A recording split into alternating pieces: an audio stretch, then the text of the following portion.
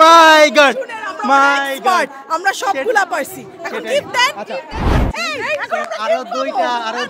বাকি আছে ঠিক আছে তো আচ্ছা ছোট্ট একটা গিফট আমাদের হচ্ছে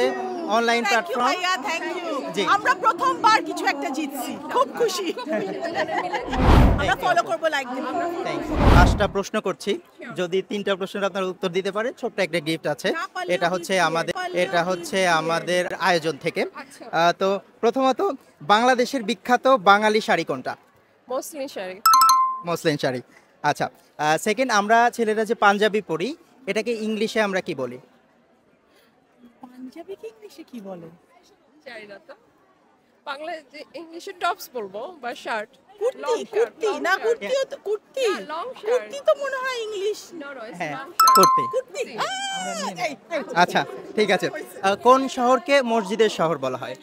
এইগুলা শহর ঢাকা শহর আপনারা 3টাই পেরে গিয়েছেন আরো দুইটা বাকি আছে ঠিক আছে তো আচ্ছা সমুদ্র কন্যা কোন জেলাকে বলা হয় সমুদ্র কোনা এটা জানি না স্যার কক্সবাজার ছাড়া আমাদের কোথায় সমুদ্র আছে মনে হল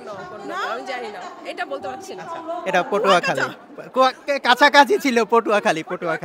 আচ্ছা আচ্ছা আচ্ছা লাস্টে হচ্ছে আমি এটা গুগলে জিজ্ঞাসা করি সো আমি যখন ছোট থাকি তখন লম্বা এবং আমি যখন আসলে বড় হই বা আমি যখন বৃদ্ধ হই তখন ছোট চুল ছোট থাকতে